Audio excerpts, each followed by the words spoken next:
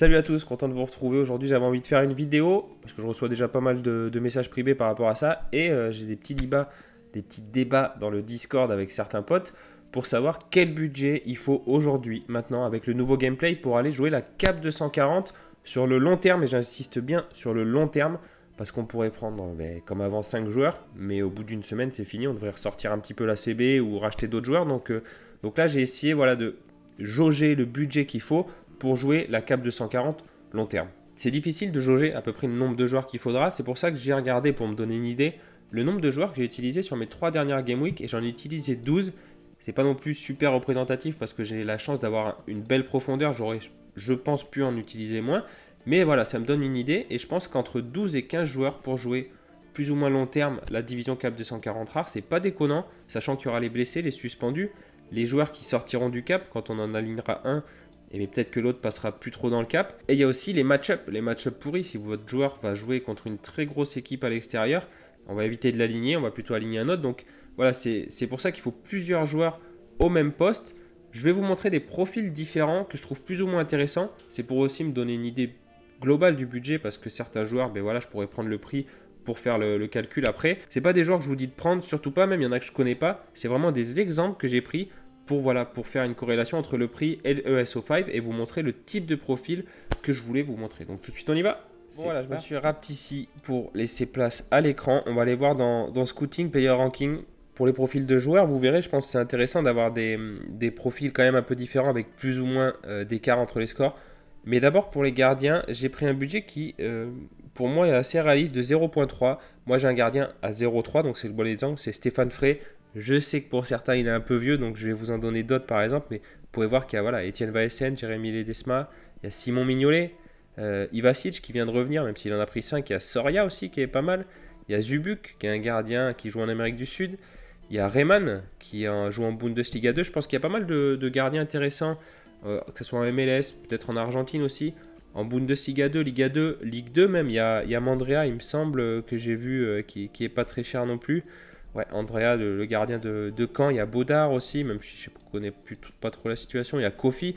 Donc voilà, je pense à 0.3, il y a possibilité d'avoir des gardiens. Évitez juste la champion Europe et un gardien U23 parce que vous paierez plus cher pour un gardien qui ne va pas vous servir pour ces divisions-là. Donc voilà, je ne vais pas plus argumenter, plus développer. Je pense qu'un gardien à 0.3, faudra compter le remplaçant qu'on comptera à la fin. Et pour revenir donc au profil, on va commencer avec les défenseurs, mais je voulais juste faire un petit check-up. Quand un joueur, par exemple, fait des grosses perfs depuis 8-10 matchs, par exemple, et qu'il a fait des sales perfs avant, il faudra faire gaffe que les notes qui sortent du cap soient pas trop, impactent pas trop le L15. C'est le cas avec Murillo. Je crois que le 25 est déjà sorti, le 24 va sortir. Le DNP est pris en compte dans le L15. En fait, il faut prendre les 14 derniers matchs du coup où il a été actif et diviser par 14 pour avoir la vraie moyenne et ça fait 51, donc j'ai bien calculé. Et donc le prochain qui sort c'est le 24, sachant qu'on voit les prochaines qui sortent c'est 39, 39, 26. Donc s'il continue sur cette lancée là, le cap il va être assez haut. Ça reste un défenseur MLS mais il a quand même très bien commencé la saison. Donc si ça continue comme ça, le cap va être vraiment haut et ça sera plus compliqué de le rentrer dans son équipe. Donc faites juste gaffe à ça, checkez bien avant de prendre un joueur que son L15 ne va pas exploser, quoi. Et un premier défenseur, alors c'est pour vous montrer que les écarts vont être intéressants. Alors lui il a peut-être des écarts un peu trop hauts, c'est typique d'un latéral. Vous voyez qu'il peut faire un 14 et un 99 2 journées plus tard. Donc là ils sont peut-être un peu énormes. Mais ce genre de joueur peut être intéressant et ça peut être intéressant par rapport au match-up qu'il a. Donc il faudra regarder par exemple à domicile. Vous voyez qu'il domicile, ça perf quand même pas mal. Ses mauvais scores, il les a fait. Bon, contre Toronto, il fait une erreur, ça peut arriver. Là, c'est contre Galaxy à la maison. Pourtant, pas une équipe de fou, c'est pas non plus une équipe trop mauvaise. Mais voilà, mais sinon, il peut faire des gros scores, des gros all des fois. Donc si on a une belle profondeur, comme je vous l'ai répété, et qu'on peut bien choisir ses match-ups, ça peut vraiment payer. Je pense que c'est un peu la clé du succès en division Cap 240, c'est la profondeur et le bon choix des match-ups, même dans les autres divisions au final, si on choisit bien ses match-ups et que ça s'aligne, voilà. C'était aussi pour vous montrer qu'on peut avoir ce genre de défenseur à un budget de 0,0333. Donc je trouve ça quand même assez cool et pas cher. Voilà, pour monter dans son roster avec une belle profondeur, avoir des joueurs comme ça qui sont pas chers, ça peut payer. Et si on met, voilà, c'est notre global, bon, mais soit ça fait des grosses perfs. Après, voilà, lui, c'est vrai que c'est un exemple, un bon exemple, oui et non, parce qu'il fait quand même des très gros écarts. et on cherchera plutôt un joueur qui est capable de faire même 40, même quand il se rate, parce que là, des 28, des 14, ça fiche vraiment en l'air votre division. Mais voilà, je voulais montrer un exemple parmi tant d'autres. Je vous dis pas de le prendre, je connais pas trop Daniel Lovic, je vous avoue, mais c'était pour vous montrer entre ce SO5 score et son budget qu'on peut trouver. J'ai regardé un petit peu, on peut trouver plein de joueurs comme ça. Et le prochain profil, alors il est à 0,07, je pense qu'on peut trouver un peu moins cher, mais trouver le profil très intéressant. Brooks Lennon à Atlanta, je connais un peu plus lui par contre, et son SO5 je le trouve très intéressant. Vous voyez qu'il fait des écarts, mais beaucoup moins importants qu'un Daniel Lovic, et ça ne va pas foudroyer totalement votre line-up quand il va faire un score de 35 par exemple. Il faudra le rattraper derrière, mais ça ne sera pas impossible comme un 10 ou un 15. Et on peut voir, et c'est ça que j'ai remarqué qui était intéressant également, c'est que ces match-ups à domicile sont très cool contre des équipes qui sont plutôt faibles. Là, il a fait, c'était en fin de saison, DC United Toronto. DC, c'était vraiment très faible l'année dernière. Toronto, c'était pas non plus la folie.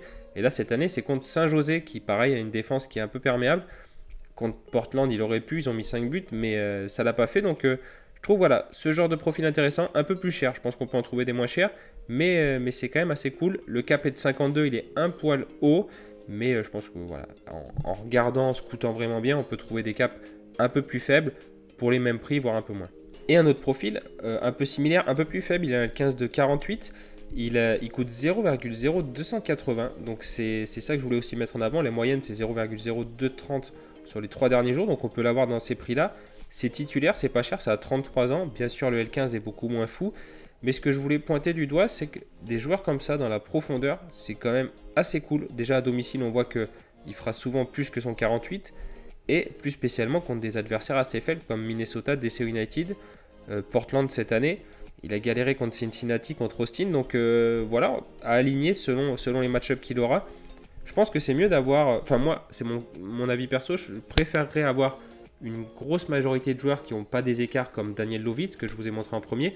Des écarts assez serrés, mais capables quand même de perfer de temps en temps, mais qui ne fassent pas des 14 pour me foudroyer totalement ma division cap 240. Mais voilà, je trouve que ça fait partie des centaines de cibles intéressantes.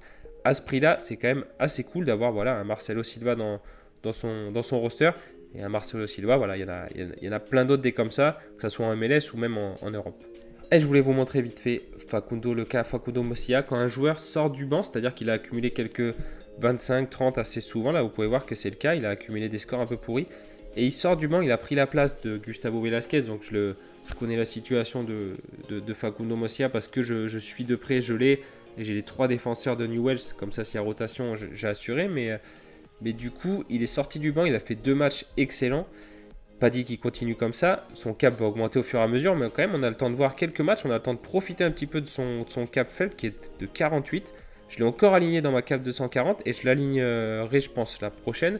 Il m'a rapporté le dernier palier, donc voilà, pour vous montrer un profil dans ce genre là qui sort du banc, ça peut être aussi assez cool. Et un dernier joueur, un dernier profil, parce que je pourrais vous en montrer plein, c'est Mel Melenstein de Vitesse Arnhem, c'est pas l'équipe de l'année, il coûte que 0,0250, 0,02 sur les 7 derniers jours.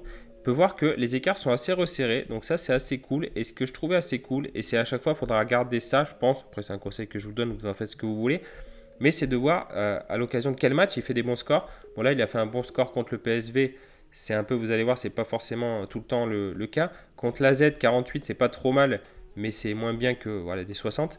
Contre l'Ajax du coup il fait un 30, contre Utrecht équipe plus faible il fait un bon score. Il galère contre Twente, contre NEC ça fait un bon score. Bon, le Vitesse, ils ont pris 4-0, mais voilà, donc il a galéré. Contre Emen, il fait un bon score. Volendam, c'est pareil. Valvik, c'est pareil, etc. Bon, après, voilà, il y a des petites périodes où c'est pas non plus la folie, mais on peut voir qu'à domicile, quand il joue contre une équipe quand même un peu faible, eh bien, ça peut être la bonne occasion de l'aligner si on l'a dans son roster pour un joueur qui coûte 0,0250. Je pense, voilà, je vous montre lui, mais comme je vous le répète, il y en a vraiment plein. À vous de voir selon vos envies, ce que vous avez besoin et aussi de votre budget. Donc maintenant, je vais calculer le budget total à peu près qu'il faut pour la défense en prenant un petit peu ce qu'on vient de voir. Et donc j'ai calculé niveau budget, j'essaye de voir large aussi, après on fera notre petit micmac à la fin de la vidéo, mais en gros j'ai calculé un défenseur à 0,06, donc ça sera en gros notre gros défenseur qu'on mettra titulaire si on le peut. Il y a aussi un autre défenseur à 0,04, donc un peu plus cool, et 2 défenseurs à 0,03, donc vous voyez même 0,0250, j'ai essayé de voir un peu plus large. Je pense qu'on est bien avec ça en défense, on a 4 défenseurs assez solides, on peut faire des roulements. Donc voilà, maintenant on passe au milieu, c'est parti. Et je voulais vous montrer vite fait un exemple pour faire encore comme Murillo, en fait, de faire gaffe au cap. Par exemple, Mandragora, il est quand même attrayant, il est à 0,0460, il est milieu titulaire avec la Fiorentina, qui est une équipe sympa à suivre. Mais quand les 26 et 23 vont sortir, ça risque de faire un petit peu mal. Donc son cap, il va passer, il est à 51, il va passer peut-être à 55, 56, je vous dis une connerie, je n'ai pas calculé. Mais voilà, donc toujours faire gaffe à ça, et puis on passe au suivant. Et un prochain, alors lui par contre je le trouve intéressant, c'est Marshall Munetti de Reims, un milieu de Reims. Ceux qui connaissent la Ligue 1 je pense le connaissent parce qu'il est quand même assez talentueux. Il coûte que 0,0350, 0,0270 de moyenne sur les 3 derniers jours. Et on peut voir que les écarts sont un peu plus gros que ce que j'ai pu vous montrer juste avant. Mais ça reste quand même très cool. Et puis il est vraiment, c'est un jeune qui est talentueux, il a 26 ans. Et c'est capable de faire vraiment des bons scores. On va regarder un petit peu ses match-up à domicile, voir ce que ça donne. Ah, c'est vraiment quand même super cool. Il a un cap de combien? De 51, donc ça dépasse légèrement le cap de 48. Donc on peut l'aligner. Donc voilà, ça reste un exemple, mais je trouve un bon exemple pour avoir un milieu quand même titulaire de qualité dans son roster et surtout vraiment pas cher, quoi. Et le prochain joueur, alors lui personnellement je le connais pas, j'ai vu des potes qui l'ont aligné dans des équipes, donc je suppose que c'est titulaire, même si voilà, je vous répète, c'est des exemples vraiment pour vous montrer les SO5. C'est pas la folie au niveau du SO5, je voulais vous montrer au niveau du prix, c'est 0,017, donc c'est vraiment que dalle, c'est 30 € pour un joueur qui est titu. On peut voir qu'à domicile, ça fait quand même des scores plutôt sympas. Ça, voilà, c'est capable de scorer, même de faire des bons all-around. C'est un joueur qui change souvent de poste. Bon, il a 33 ans. Il a un cap de 49, donc je trouve ça assez cool. Et surtout, voilà, pour le budget, je pense qu'on peut trouver plus ou moins cher. Mais dans ces prix-là, on peut trouver des milieux voilà, titulaires. Là, c'est la Liga 2, il reste une dizaine de matchs. Donc je trouve ça cool d'avoir, pas forcément en milieu de base, mais si c'est pas la doublure, mais le 3e ou 4e défenseur, c'est intéressant d'avoir des joueurs comme ça dans son roster pour compléter en cas de, voilà, s'il y a besoin d'avoir un cap un peu plus faible. Et pour le total, donc au milieu, j'en ai pris 1 à 0,06, 2 à 0,04 et 1 à 0,02. Donc vous voyez, je vois large. Par exemple, Munetti coûte moins de 0,04 et très intéressant. Lui, c'est pareil. Comme je vous répète, reste des exemples. Cherchez de votre côté, je suis sûr que vous trouverez mieux. Mais voilà, ça donne des idées par rapport au prix et ce qu'on peut trouver. Donc là, en tout, ça fait 0,160 pour notre milieu.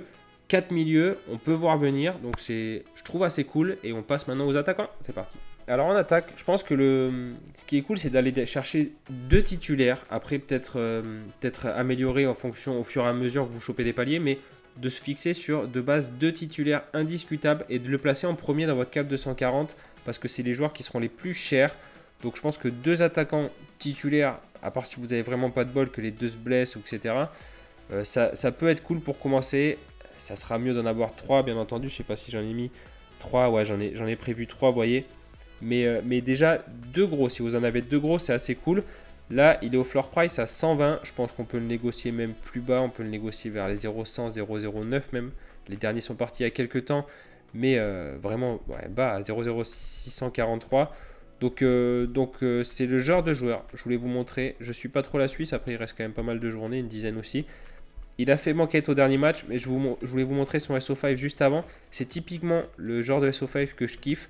Toujours faire gaffe à ce qui sort. C'est pas l'exemple parfait, mais à ce niveau-là, vous voyez qu'il pourrait être décisif et qu'il va pas flinguer totalement, même s'il est capable de faire des 33, des 41.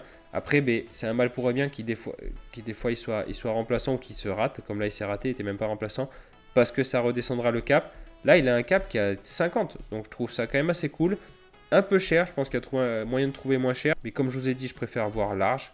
Donc voilà, on va compter 0,1 par exemple pour vraiment notre gros attaquant.